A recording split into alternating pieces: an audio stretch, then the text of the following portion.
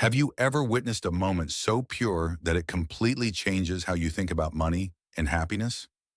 A moment where a simple human connection does what all the money in the world can't? Well, this is a story about a moment just like that. It's about a desperate father, a little boy lost in a world of silence, and the humble waitress who unknowingly held the key. What if a boy's voice, stolen by tragedy, was locked away behind a door no amount of money could ever open?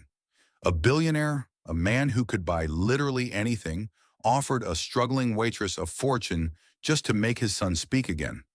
Nobody thought she could do it. After all, the best doctors in the world had already failed. But she had something money can't buy: the simple power of kindness. And what happened next would leave everyone, from the cold mansion halls to the greasy diner counters, in absolute tears. Ilara's world smelled of burnt coffee and sizzling bacon. For 12 years, the Morning Pour Diner had been her life. It was a small, worn-out stage where she played the part of confidant, peacekeeper, and the only person who remembered exactly how everyone liked their eggs. Her apron, stained with a permanent map of mustard and coffee, was her uniform. Her smile, genuine and a little tired, was her most important tool. She moved with a rhythm learned from a decade of double shifts, her feet knowing the cracked linoleum floor better than her own hands. She'd see a regular's car pull up and have their usual order going before the bell over the door even jingled. Ilara didn't just serve food, she served comfort. She saw the stories in her customers' eyes: the exhausted new parents, the lonely widower nursing his coffee for hours, the students cramming for exams over fries. Her own life was a quiet struggle of overdue bills and a tiny apartment, but inside the Morning Pour, she felt rich in purpose. Miles away, in another world, Alistair Blackwood's mansion was silent. It was a cold, heavy silence that echoed through marble halls, a silence his billions couldn't fill. Alistair was a titan of industry, used to solving problems by throwing money at them until they went away. But this problem, the one that mattered most, wouldn't budge. His 8-year-old son, Leo, lived inside that silence. 3 years earlier, a storm, a slick road, and the screech of tires had taken his mother and his voice in the same terrible moment. Since that day, Leo hadn't said a single word. Alistair had spared no expense, flying in world-renowned child psychologists and speech therapists. They all came with their theories and their expensive bills, but Leo remained a ghost in his own home. The mansion had become a luxury prison, and Alistair, the powerful warden, was just as trapped as his son. Then one Tuesday morning, these two worlds were destined to collide. Alistair's driver made a rare mistake and put the wrong fuel in the Rolls-Royce. The engine sputtered and died, right in front of the Morning Pour Diner. Annoyed and impatient, Alistair decided to wait inside, pulling Leo's small limp hand. He pushed through the glass door, and the jingle of the bell sounded completely alien to him. The diner was bursting with life: clattering plates, sizzling food, the hum of conversation. It was everything his home was not. They slid into a corner booth, the cracked red vinyl a world away from his car's leather seats. Alara walked over, her order pad ready, but her eyes went straight to the sadness in the man's shoulders and the empty look in the little boy's gaze. "Good morning," she said softly. "I'm Alara. What can I get for you folks?" Alistair ordered a black coffee, his tone sharp and dismissive. "And a chocolate milk for the boy," he added as an afterthought. As Ilara set the drinks down, Leo's little hand accidentally knocked over his glass. Chocolate milk went everywhere. Alistair sighed, a sound heavy with frustration, and reached for a wad of napkins to manage yet another exhausting little crisis. But Ilara was faster. "Oh, honey, that's okay," she said, speaking not to Alistair, but directly to Leo. She wasn't annoyed at all. She just grabbed a cloth and started wiping up the mess. "It's just milk. My friend Goldie over there," she said, nodding toward a grimy fishbowl on the counter. "She spills her water all the time, and she doesn't even have hands." She looked right at Leo, who had been staring at the spilled milk. He was used to being spoken about, not spoken to. Ilara's words were simple and expected nothing back. For the first time in 3 years, Leo lifted his head and looked directly at a stranger. His deep, sorrowful eyes met Ilara's. It was just a flicker, a split-second connection. But Alistair saw it. His breath caught in his throat. His son, who hadn't made eye contact with his own father in months, had looked at this waitress.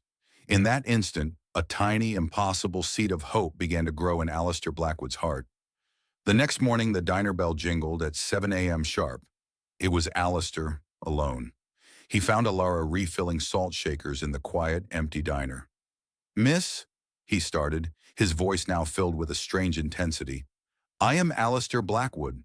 Alara nodded, wiping her hands on her apron. "I know. I hope your car got fixed." "Yes," he said, waving off the pleasantry. "My son Leo. He hasn't spoken in 3 years. He hasn't really looked at anyone in almost as long. Yesterday, he looked at you." Alara just remembered the boy's sad eyes. "He's a sweet boy." He was just startled. Alistair stepped closer, his desperation so thick you could feel it. "I've spent millions on the best doctors in the world. They've done nothing. You got him to look at you in under a minute." He glanced around the worn-out diner. "Make my son speak," he said, his voice a low, urgent command. "Make him say one word, and I will buy you this restaurant." Alara just stared at him. "Mr. Blackwood, you can't be serious. I'm a waitress. I serve pancakes. I'm not a doctor. I wouldn't have a clue where to even start." "Neither do they."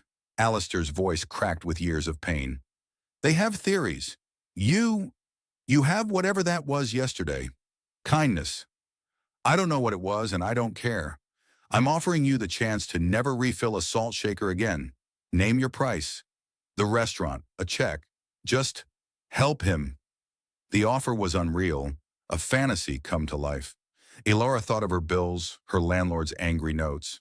But then she thought of Leo, not as a puzzle to be solved or a jackpot to be won, but as a small, hurting child. "This isn't about money," she said, surprising even herself. "And your son isn't a project. If I do this, it's not for the restaurant. It's because every child deserves to be seen. I won't be his therapist. I'll just be his friend. And if you ever make me feel like an employee you hired to fix your son, I walk away. Those are my terms." Alistair, a man used to running boardrooms, was speechless. He just nodded, humbled by a power he couldn't measure. The next day, Alara walked into the Blackwood mansion. It felt more like a museum than a home, cold, huge, and silent. A housekeeper led her to a playroom that looked like it was staged for a magazine, filled with expensive, untouched toys. And in the middle of it all sat Leo, staring at the floor. Alara didn't have a plan. She just had a brown paper bag. She sat on the rug near him and pulled out a worn sketchbook and some crayons she'd swiped from the diner.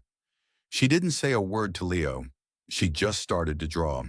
She drew the morning pour, with its crooked sign. She drew Goldie the goldfish, wearing a tiny top hat. As she drew, she quietly narrated what she was doing, sharing her world without asking for anything in return. For an hour, he didn't look up, but he didn't leave either. He just sat there, surrounded by the soft scratch of crayon on paper. This became their routine. 3 times a week, Alara would come to the silent mansion and bring a little piece of her world with her. She brought autumn leaves, and they arranged them into patterns. She brought pizza dough from the diner, and they silently kneaded it, their hands covered in flour. She never pushed. She never prodded. She simply made a space where silence was comfortable. Weeks later, she was drawing a bird. "I think he needs a nest," she murmured to herself. As she sketched, Leo reached out. His small finger trembled as he picked up a brown crayon. Slowly, hesitantly, he added a single clumsy line to her nest. It was just a smudge of brown on paper, but to Alara, it was a word. It was a connection. She gave him a real, radiant smile. "Thank you, Leo," she whispered. "It's perfect." Watching from a monitor in the next room, Alistair pressed a hand to his mouth, tears blurring the screen. Their progress was slow, measured in tiny gestures, not words. A shared look, a small nod. But Alistair was a man of action, and patience wasn't his strong suit. "It's been 2 months," he told Alara one evening. "There has to be a way to speed this up. I read about a new facility in Zurich." "No," Alara cut him off gently. "Alistair, this isn't a business deal. This is trust. Trust doesn't have a deadline. You can't rush it. You just have to show up, be patient, and let it grow. If you push him, he'll disappear again, and we'll lose everything. Her words hit him hard. He'd spent his life pushing and demanding results. The idea of just waiting was completely foreign, but he saw the look in her eyes, and for the second time, he backed down. The breakthrough didn't come from a plan. It came from an accident. While looking for a blanket in a closet, Elara found a small, dusty wooden box. She brought it down and wiped it clean. It was a music box. She wound the key. A delicate, tinkling melody filled the room. It was a simple lullaby. On the floor, Leo went completely still. His crayon dropped from his hand. He looked up at the music box, his face a storm of confusion and then heartbreaking recognition. At that exact moment, the sky outside darkened. A sudden storm was rolling in. The first clap of thunder rattled the house. Leo flinched. His eyes darted from the music box to the window, his breathing suddenly shallow. The melody, the thunder, the lightning. It was a devastating symphony of memory. He was 3 years younger, in his car seat, the same lullaby playing on the stereo as his mother hummed along. And then, the rain, the headlights, the screeching tires. His small body began to tremble. A terrified whimper escaped his lips. He scrambled backward, away from the window, his eyes wide with a horror he was reliving. Alistair burst into the room, alerted by the sound on his monitor. "What's happening? What did you do?" he demanded, panic taking over. "It's the storm and the music," Elara said. She saw Alistair moving toward Leo and knew it was the wrong thing to do. An adult's panic would only make it worse. "Alistair, stop," she commanded. She got down on the floor and crawled slowly toward the terrified boy, now curled in a ball in the corner. She didn't try to touch him. She just sat near him. "Leo," she said, her voice impossibly calm as the storm raged outside. "I know you're scared. The noise is loud, but you're not there anymore. You're here. You're in your room, and I'm right here with you. You're safe."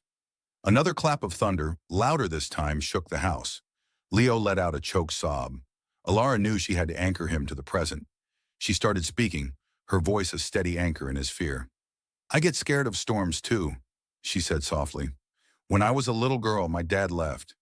Every time the wind blew really hard, I used to hide under my bed. I thought the wind was trying to take me away too.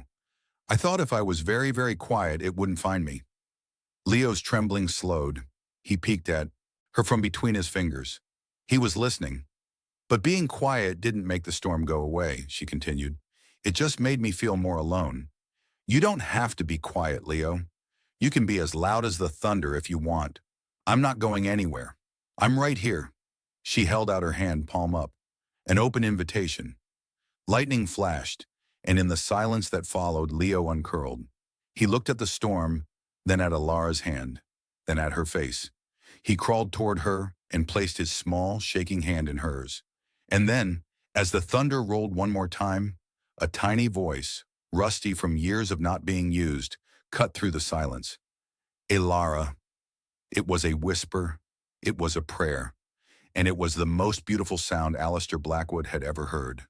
Tears streamed down Alistair's face. He sank to his knees. The sound of his son's voice saying this woman's name shattered the grief that had frozen his heart for 3 years. He finally understood. It was never about the money or the specialists. It was about this, a quiet moment. Someone being willing to sit in the storm with his son, not to fix him, but just to be there. The storm outside passed, leaving the world looking clean and new. The storm inside the mansion had broken too. In the days that followed, Leo began to speak more. Just single words at first. Milk. Draw. Again. But soon they became phrases, and then sentences. He was exploring the world of language again, with Elara as his guide. A week later, Alistair found Elara and Leo on the floor, building a block tower. He was holding a legal document. "The deed to the diner," he said, his voice thick with emotion. "It's yours." Elara looked up and shook her head. "Alistair, I told you. That's not why I did this." "I know," he said, sitting down on the floor with them, something he would never have done a few months ago. "This isn't a payment, it's a thank you. You gave me back my son. I want you to have a place where you can keep giving people that light." Elara eventually accepted. The morning pour diner was reborn. With Alistair's help, she renovated it but kept its soul. She added a community library and started a pay what you can meal program. It became a beacon of warmth, a testament to the power of kindness. But her real reward wasn't the building. It was the family she'd found. She was always a part of Leo's life. They spent weekends at the park, not the cold mansion.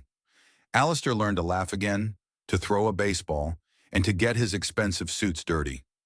He learned from Alara how to listen with his heart.